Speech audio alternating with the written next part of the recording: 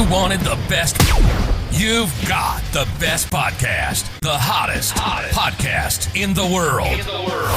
The Chris Voss Show, the preeminent podcast with guests so smart you may experience serious brain bleed. The CEOs, authors, thought leaders, visionaries, and motivators. Get ready. Strap yourself in. Keep your hands, arms, and legs inside the vehicle at all times, because you're about to go on a monster education roller coaster with your brain. Now, here's your host, Chris Voss. I'm Chris Voss here from the ChrisVossShow.com.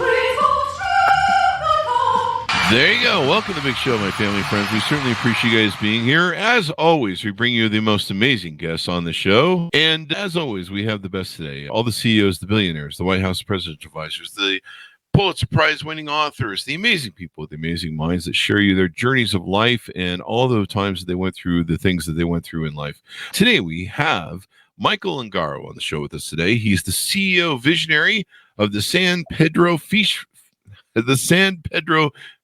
Market and Kings of Fish TV.com. He is the visionary behind the family business of the San Pedro Fish family, and originally started by his grandfather in 1956. The business is still family owned and operated and transitioning to the fourth generation, and in 6 decades, they've grown from a small 200 square foot fish market to the third highest grossing independent restaurant in the USA in 2022, serving over 2 million guests at their legacy locations on the Los Angeles waterfront. Michael doesn't think of the business as a restaurant, but rather as a media brand. It tells its story through social media channels with the family's Kings of Fish reality series. Welcome to the show, Michael. How are you? I'm doing well. Thanks for having me. It's great to be here. Thanks for coming. We really appreciate it. Give us any .coms or websites you want people to go to find out more about you guys. Sure. You can always visit sanpedrofish.com. That'll give you all of the information, our e-com, our locations, restaurant menus, specials, etc. And you can watch our web series. It's now being produced as a television series it's at kingsoffishtv.com. There you go. All the social handles are at San Pedro Fish. And this is pretty interesting. You know, there's a lot of people over the last decade who've talked about how if you're a company, you need to, or a business, you need to think of yourself as a brand. And it sounds like you've been the proponent for converting, your family's business in the fish market to becoming an online brand and influence brand, et cetera, et cetera. Is that about right? Yeah, it's true. One of the things that I noticed over the years was how important your narrative or your story is in your business. And what I started to notice is we weren't talking about it. We were head down, butt up working all the time. And as I started to look into social media, I would see people had created these stories about us that were not true. Like we were swap meat of seafood and owned by somebody else. And I thought, we're missing something here because we never cared about that. And it sort of took on a life of its own. Yeah. So I think I saw some of those things online. I think they're blaming you for Taylor Swift taking over the Super Bowl. Is that true too? That's one of them. Yeah, I think we put that one out. And she owns the fish market, I think, evidently, or something. Or it's a plot. I don't know what it is. There was something like that. There was one where there was an actual FBI report that was done on my grandfather, I guess. Really?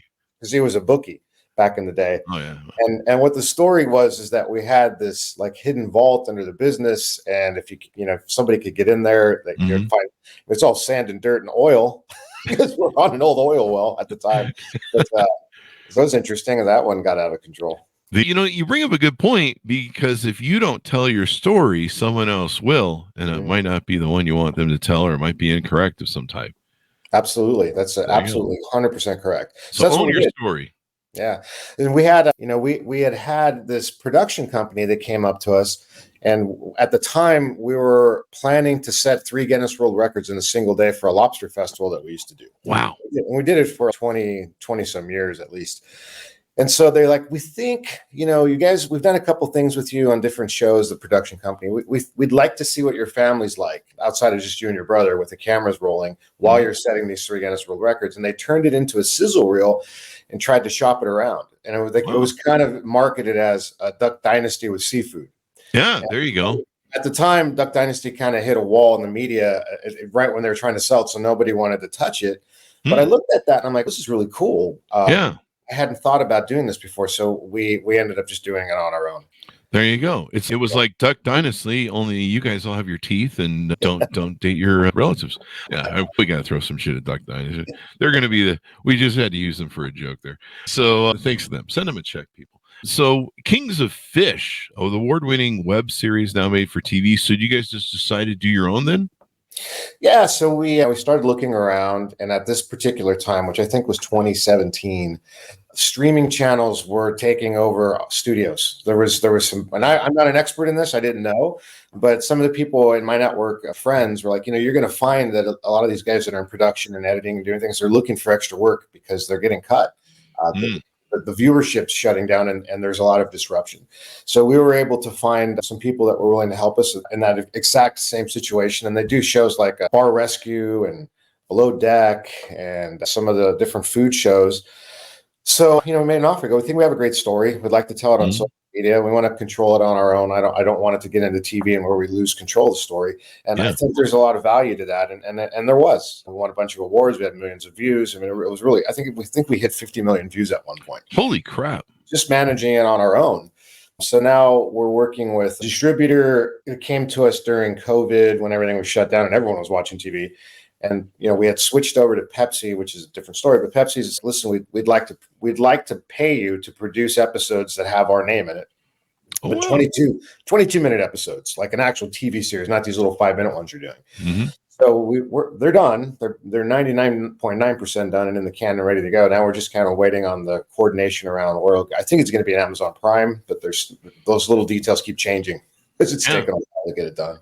This is exciting. We had Carol Baskin on for the Tiger King years ago, and I think when them and the Tiger King dude himself who went to jail, I think they both thought that it was going to be, exemplary, sort of like, hey, these are some really cool people helping tigers.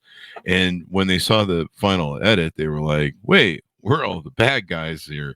How'd this turn out? That's kind of how reality TV works sometimes. So I think it's cool you guys are controlling the narrative and getting it out there. Let's get to the backbone of this business. How did it start? And tell us about some of the characters that built it and what their vision was. Yeah, sure. So originally by my grandfather in 1956. And as the story goes, my dad and his best friend were 15. And he gave him the choice. He goes, you guys can go to school, I'll pay for it.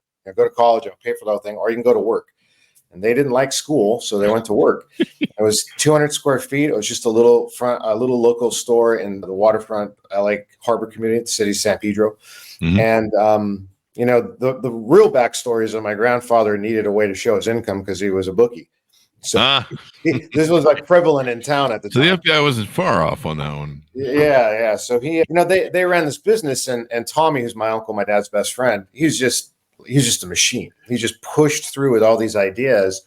And, some of his friends had told me years ago, and we had career day when we were age 15 at high school, and everybody went around and said what we wanted to do. And Tommy's, I want to have the biggest fish market in town. That was his ambition as a kid, as a teenager.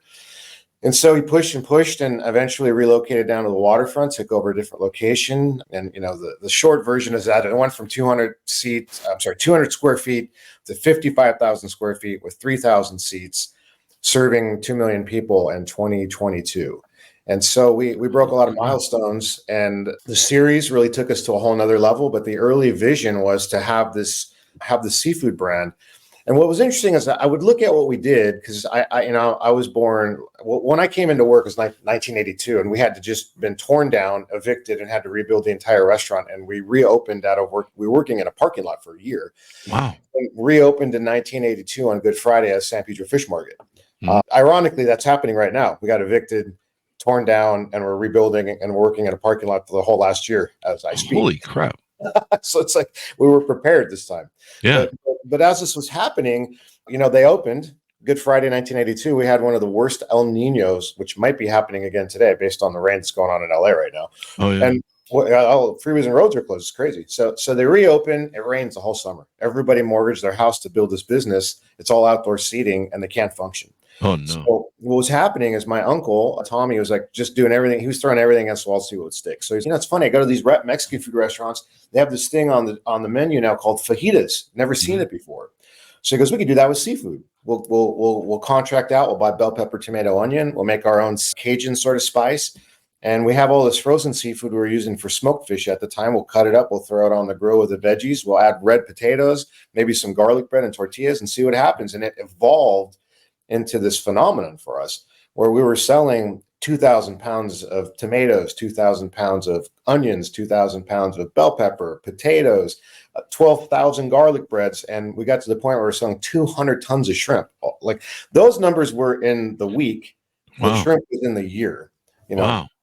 And so now, was this part of the big shrimp tray I see on the website, the world famous shrimp? Exactly. So as that evolved, people would say, "Hey, can I add lobster to this? Can I put?" So over the years, we just gave people the choice to pick anything they wanted out of our fresh case, and we would cook it that way for them. And it just evolved into this experiential situation where people were coming with 2 and 3 generations of family, driving from. So we're in LA, right? They're driving from Phoenix, they're driving from Las Vegas for the day.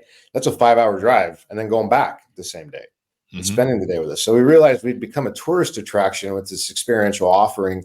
And that's what we built off of in our media, social media. And that's what the series talks about, Kings of Fish. There you go. You guys have multiple locations and you guys also ship. So if people around the nation want to order it, they can have it shipped to them? Yeah, you can have a world famous shrimp tray. There's a whole bunch of different choices on our website and also on goldbelly.com. And I think Amazon is active as well.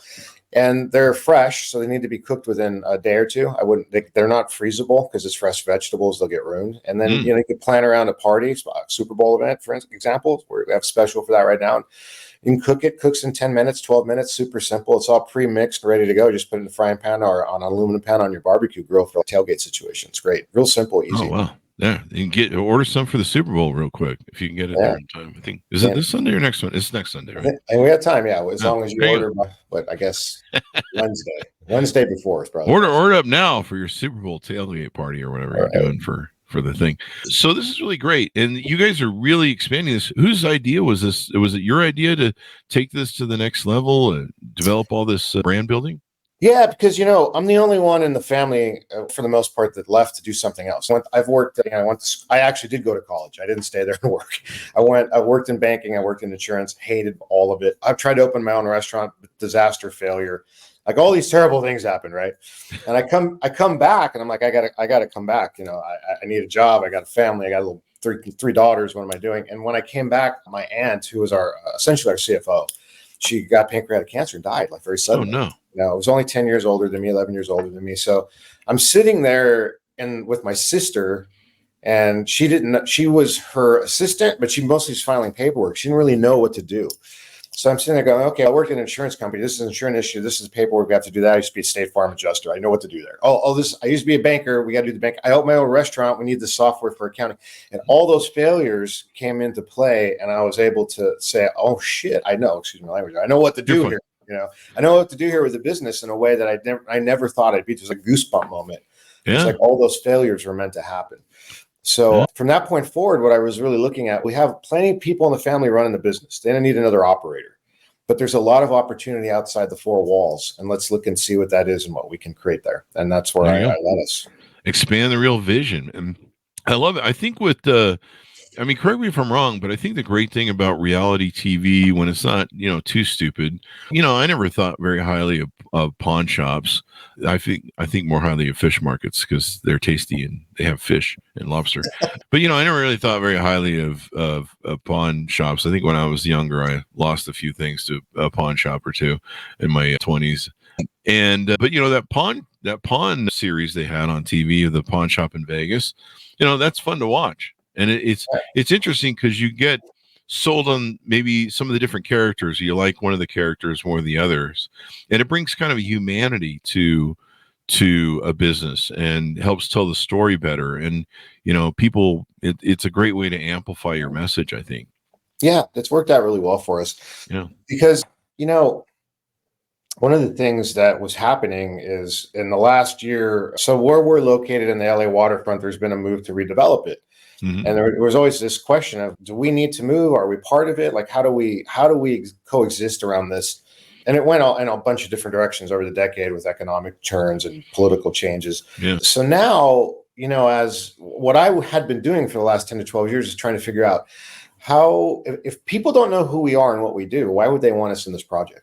So I built our brand specifically so that we would be irreplaceable to the development, which is essentially what had happened. It's like because in the course of 10 years, we went from $10 million to $30 million. We were drawing in more people, and there's the only entity that isn't subsidized, the aquariums are subsidized, as an example, right? The government's sending the kids in there, so there's no you don't have to pay for your own money when the school bus shows up. Yeah, we don't have that luxury. We have to talk people into saying, "I know you only have so much money, spend it with us." So when you compare us to those sort of businesses, only SeaWorld draws in more people than we do in the entire Western Seaboard. But we didn't know that, So as we were testing that and we're talking about it, we're like, okay, those numbers, we did parking studies and counted cars. We polled people. We checked in to our credit card company at the time was giving us data on where customers live, not an address, but just a dot on a map. So you can see there's 100-mile radius before it drops off. And then we released the first episode of our web series, and it went viral. We were Instagram, at the same time, Instagram recognized us as one of the top 10 most Instagrammed restaurants in the country because of our customers paying themselves. That had nothing to do with us. Yeah. You know who's on there? It's Cat's Deli and Cafe Du Monde and all these major brands around the country. I'm like, wow, we're in this category, like Nobu.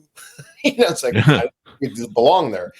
And these things really started to take off. And then one of the companies that we were developing a relationship with, Food Beast was their name. They were kind of like the food channel for millennials.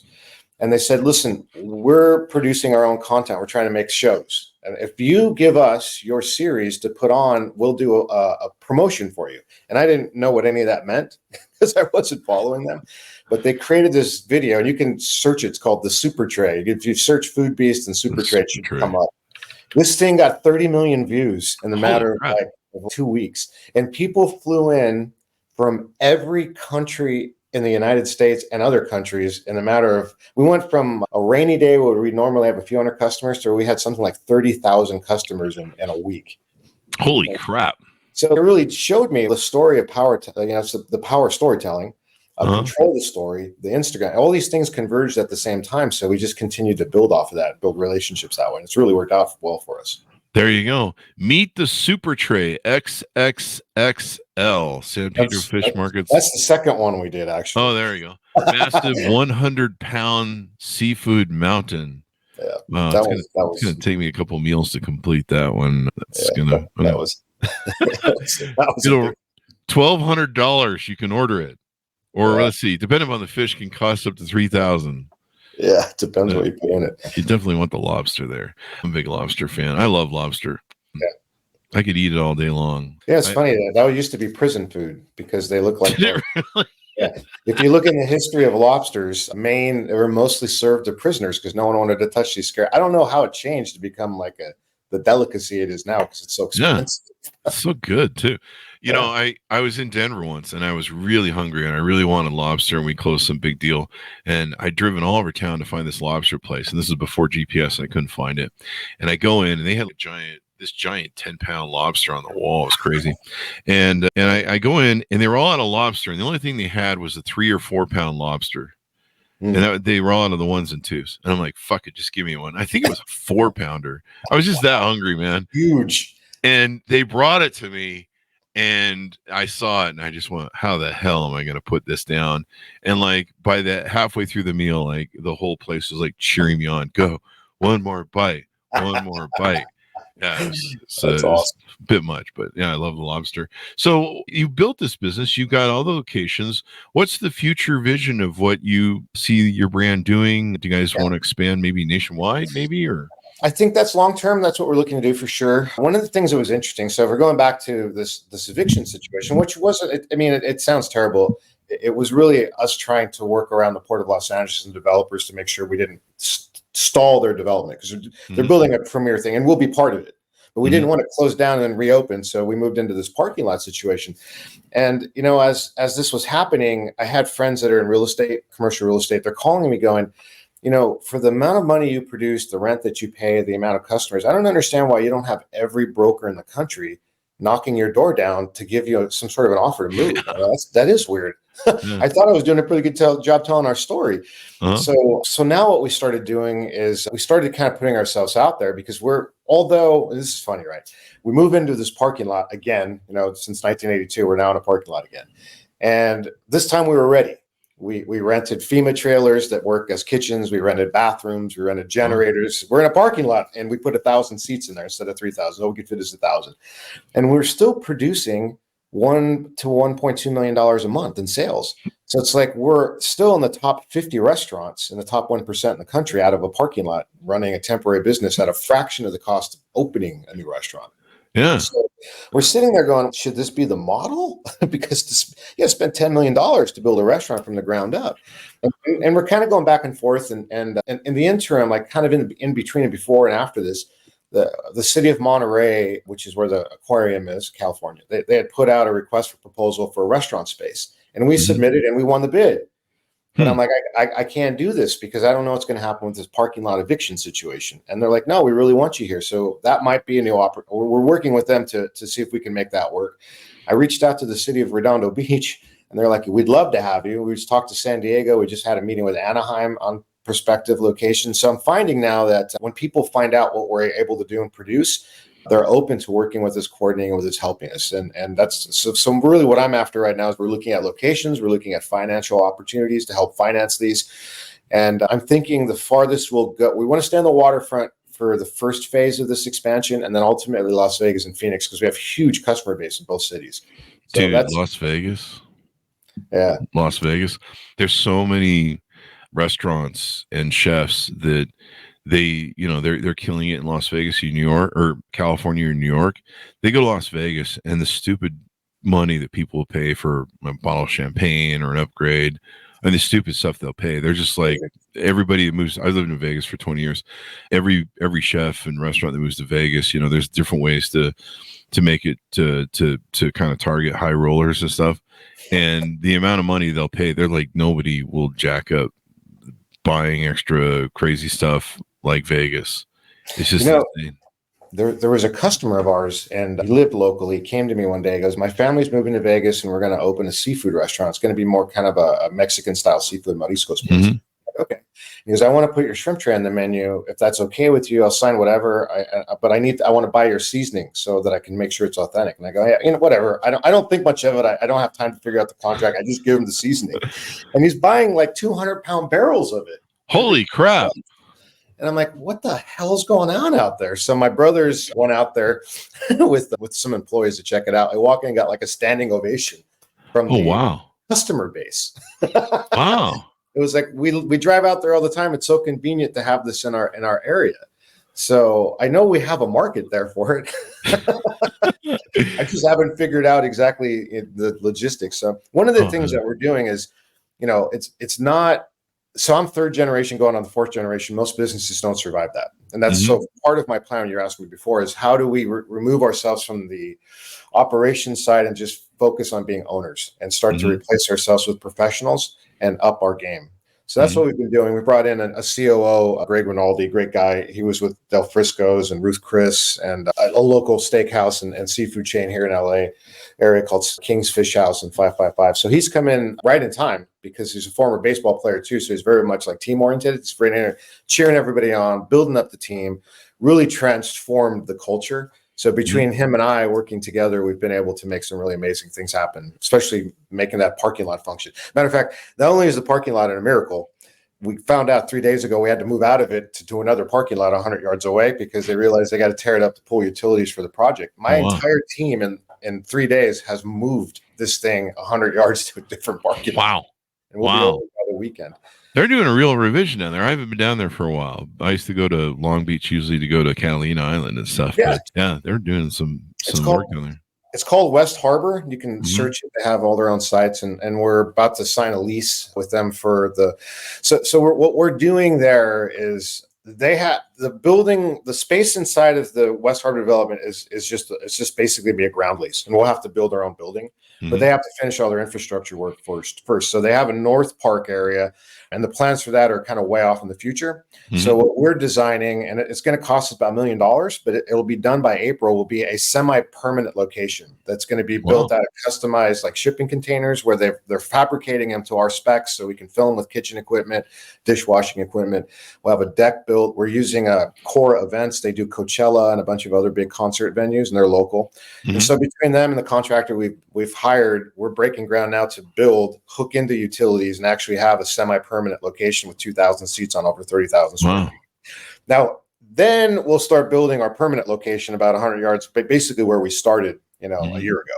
And we may keep them both, or we may just say, hey, let's unplug this thing and move it to Vegas and see if it works somewhere out there. Let's move it to Phoenix and see if it works somewhere out there. So we're still kind of playing around with what the ideal situation is, but we're looking for help. We're looking for money. We're looking for locations. And so, this helps me get the word out. So I do appreciate that. Thank you. I wonder if a casino would be interested in bringing you on board, but then you might have to, give them a cut of the action. And they like to kind of have their own restaurants. But I know there's a lot of them that brought in. What's that one guy? Bobby Flay and different things and stuff. But the prices they charge at these places are just extraordinary, man. I added his seafood concept in Caesars, I think a year ago and a half. It's really similar to what we do, but it's a little more Mediterranean based. It was really good. But I'm like, I know that fish cost $2, but I just paid $50 for it. Hey, you know what you could do? I've been seeing how they built the Raider Stadium, and they've got like crazy shit in there. I just saw the million that they have a wing or the ground floor for the Wynn people, and it'll cost you like $1 million to be in the front row on the ground in the Wynn suite, I guess, or something, to be in the front row. $1 million a pop. Then there's 10 or 15 people that can be there, and then from there it kind of goes down if you want to be in the back rows. But they have their own suite, their own restaurants and shit. So I know the Oakland A's are supposed to tear down the Tropicana and then go there. That. But even a standalone restaurant, I mean, Vegas has great standalone restaurants everywhere, all over the place. And, we love to eat. And there you go. I went to Mastrioni's. Mastrioni's? Yeah. Was that an Italian place, I think it is? Yeah, their son married my best friend's daughter. And so we went to eat that. And I was actually super impressed. Really, really good food. Yeah. And then we went to the wedding at a reservation right outside of town. Right? Yeah, it's wild, the stuff they have there. But yeah, the amount of money, especially in the casinos, that they charge people is just stupid, insane. You can't be in the casino and not spend $25 to $50 for eating anything in there. There's no McDonald's in the casinos. There might be one at Circus. I spent way too much time in Vegas to know that I do know what you're talking about. Yeah. There you go. How did you guys survive working with family all these years? It's really tough to work with family, especially, when you get down the line of multi-generations. In-N-Out Burger, they had a lot of infighting there. How have you guys survived that? It's been a challenge. There have been some issues. I get along really well with my brothers and sisters. We have our differences and there's been fights, but I brought in help, actually. I brought in a lot of help. And I think that's made a big transition. One of the things that I learned in study is people really only listen to what they care about. Everything else just kind of goes around. And it's learning to speak to those things like, hey, do you want to be able to feed your family? Because if we fight, that might go away. Yeah. And we had one family member that, because we've had people that have died, and sometimes, the people that are inheriting those shares aren't always part of the business, and we've had some that have gone really south. We've had multiple lawsuits that we've had to settle. That's been a learning experience for me. So it sounds like you have had some fun, yeah. Yeah, we've had some fun. But what we've done is we've settled all of it. We've changed operating agreements to prevent issues in the future. We've given people a way out. Like, you don't want to be part of it. There's buyout options now. And I had to kind of upgrade this because, again, head down, butt up. Nobody worries about these. Oh, that'll never happen. Just stay busy. Everything's going to be fine. I'll talk to my uncle sometimes because, he's worked 7 days a week for the most part since he's 15. Yeah. And I'll say, like, how did you get to this point? Because this stuff's driving me crazy. Some of these arguments are dumb. There's no reason for them. And he goes, I just went down there and worked. I go, okay. So you just let it fester till me have to do it. So now it's your problem. We fixed it, and I don't want to undersell what he created. He was really. I have one consultant I work with who helps a lot with political stuff, and he goes, "You know what I've noticed with you guys is you're like the seafood diplomat. You're friends with everybody. You barely choose a side. You try to keep everybody happy, and it's served you well up to this point. You don't have any enemies. It's weird." There you go. So like Bill Clinton getting Nasser Arafat and a Palestinian guy together and getting them together, White House lawn, shaking hands. I mean, it's a tough thing to navigate. I mean, the one thing we always say about partnerships is everyone loves each other and friendly when you're starting the business. Oh yeah, we're gonna be millionaires. I love you, man. But when that money gets on the table, man, money and power, people change, and then you find out who you're really doing business with. And I imagine, you say it. It's there's this in family businesses. The distinctions usually missing is fair and equal. Like they should be the same. But I work 100 hours and you work 10 and everything's equal. There's a problem with that. So you either have to be willing to accept it and put a value on the peace on the holidays, or you fight and try to work it out. You had a friend of mine on not too long ago, Ron Macklin. Yeah. He had this book, Everybody's Afraid, that came out. Yeah. I've known Ron for many, many years, and we brought him in to help everybody. Because I'm like, Ron, I got a lot of problems here. I know people that aren't getting along. We're fighting. When we tried to open new restaurants, because I was looking at what we were doing, and I'm like, oh, this is actually we will open a kitchen inside of our existing restaurant, and within a weekend, everyone knows how to run it. How hard would it be to put it in a different city instead of inside the say 4 walls of work? Because we had a lot of space. Mm-hmm. And I was so wrong when we did that, because what I didn't do is ask everybody, who do you think we are? What's our brand? What's our core values? Who are we as a company? Everybody had a different opinion, and they still do, by the way. So what was happening is we'd open these things, and we ultimately closed 2 of them because the smaller model doesn't work for us. The bigger one we kept. It does work well. But 10,000 square feet is great for us. 2,000 is different because you can't screw up. There's no room for error in 2,000 square feet restaurant because the margins are so small. So when you have 5 different family members that go in and tell them, you know what, throw some ramen on the menu. That's a good idea. Let's try it. And the cooks are like, what? I thought we were doing shrimp trays. What are we doing here? And then, so they don't know who to listen to. And it creates chaos in operations. So I had to really move everybody out and bring other people in. Yeah. And that's helped, because now people can see, okay, I'm better off having somebody else do this. But the challenge is when all you've ever done is one thing your whole life, and I'm different that way because I've worked in other places. Yeah, my family, this is all they've done. Mm-hmm. So you're really messing with their identity at their core. And where Ron's system was helpful is, they're just scared. It's just figuring out like how to lower their shields and really feel valued. It's not always about how much money they're making. It's just they want to be able to contribute and be heard and give them a voice. I'm like, it's so genius. Yeah, and that's really what we've worked on, and it's helped a lot. His book, Everyone is Afraid, A Fable of Fear, Friendship, and Flourishing. Yeah. It's a great example of, so he offers his 18-week program. I'll give you an example. I'm thinking there's nobody in here, because I've known these guys that work for us, some of them since high school, and I could never see an opportunity where they wanted to take on extra responsibility and learn and do something. They just want to show up, get a check, go home, but they really loved working there. It wasn't like they weren't soldiers, if you will. We're here to stick down. If we're getting evicted, we'll move everything, no problem. But hey, I'm not going back to school. Don't try to teach me something. That's hard. I just want to work. I just want to be a machine.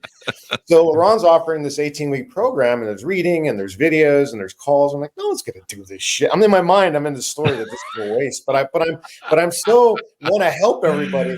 And I know Ron's. I'm like, let's try it. I'm willing to try anything. Yeah. They said, hey, there's a completion dinner. You should go. You're the CEO. I'm like, completion of what? The 18 weeks. A bunch of people did it. Shut up. So I go to this dinner, and there's this table of all of our chefs and cooks and managers and security guards, and they're sharing these stories about how the 18 weeks changed their freaking life, saved their marriages. They're better team members in the kitchen. They didn't understand how they were being, like, it was so transformational to see. I'm almost crying, and I'm like, Ron, the hell did you do? I better take the 18 weeks myself. I didn't even do it. So I go through it, and I'm like, this is awesome. I didn't see it. And then the book came out afterwards as kind of a supplemental to that. So that has been a huge difference, because people that were working for us were stuck. Are you owners or operators? I don't have to take orders from. And so this helped align it. Then we used something else called the Entrepreneur Operating System, or EOS, which is, I had another friend that was teaching it. They call it an implementer. They come in and help you implement it. And so between these two things, they work together really well, because EOS is essentially around self-led teams being self-accountable. And Ron's system is teaching people how to do that with each other. It's kind of like a Ted Lasso thing. If you ever watch Ted Lasso, Ron's offering it. What Ron's teaching is basically what Ted Lasso's doing as a fun thing in the series.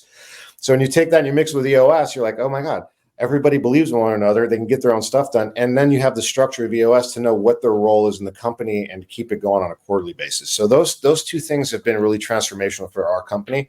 I don't know what I would have done if I hadn't come across both of them. That is awesome. Getting people heard, dealing with their fears. I mean, I know, I think there's the in and out infights were pretty destructive to the family. And I think there's somebody who wrote a book. We're still trying to get on them. But yeah, it can be hard because people do the thing. And then you have, I've been in businesses where I do most of the work and somehow people are taking home half because we didn't structure the partnership right. And you're just like, this doesn't seem fair anymore. Something's wrong here. Something's wrong here. I don't know. When in the city we grew up in, like San Pedro, or so people are like, why don't you say San Pedro? You can pronounce it Pedro, but I'll know you're not from there. That's the trick. So it's San Pedro then. So it's Pedro, yeah. And I've heard different reasons for that. One of it is because in Portuguese, the pronunciation is a little different. There's a big Portuguese population that originally started the town. But what I was going to say is the majority of seafood came through our town for a long, long time. And it was owned by specific Croatian and Italian families. And as we were working with them, we were doing the retail part of it. They were doing the wholesale. Actually, some of these families set up distribution across the country for squid and octopus and tuna and different things.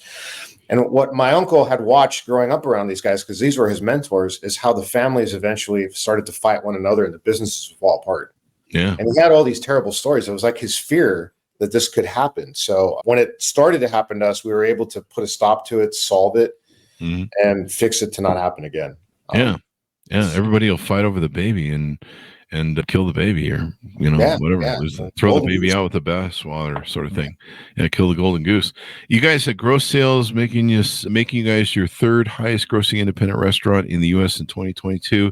You sold more Modelo than Angel Stadium, and attract more visitors than anyone in the West Coast, second only to SeaWorld. And you have 4 Guinness Book World Records. So congratulations. Give us your final thoughts. Tell people where to check you out on the internet as we go out. Right. So go to www.sanpedrofish.com, or you can go to Instagram and Facebook. We're at San Pedro Fish, TikTok as well. It's all at San Pedro Fish. And if you want to check out the web series, you can go to kingsoffishtv.com, where we have a trailer for the new season. There you go. Really exciting. Yeah, this would be fun to watch on TV. I like how you guys control it. You can't have any of that. There was some shows that was that Burnett guy who created reality TV, where they just had to, if they ended up with a mess, they'd have to go back and just make people the bad guy they didn't have to find videos that made them look bad throughout their videotaping. Just throw them under the bus. It didn't work out. Well, the unexpected eviction situation created an entire background storyline that really? Yeah, because we had a different idea for the season, and then it's like, crap, we got to leave. They're tearing our building down. So we were able to re-edit what we were doing as if it's happening as we're being evicted.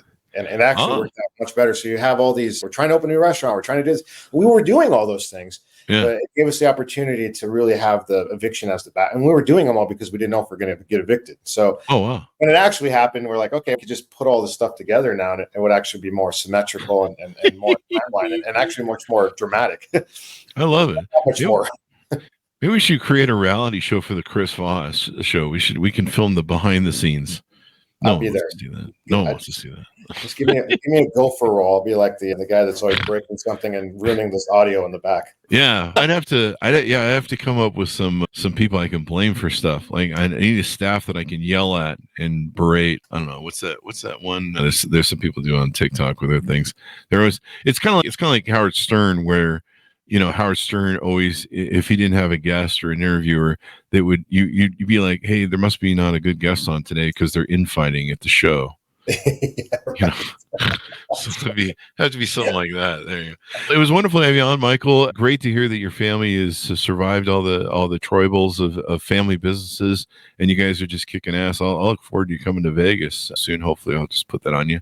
So thank you very much. Give us the .coms one more time as we go out. SanPedroFish.com, kingsoffishtv.com. And you can order it around the nation, folks. Order up your own shrimp tray. Sounds like fun. There you go. Boy. Thanks so much for tuning in. Go to goodreads.com/Chris Voss, LinkedIn.com/Chris Voss, all those crazy places we're on the internet. Thanks for tuning in. Be good to each other. Stay safe, and we'll see you guys next time.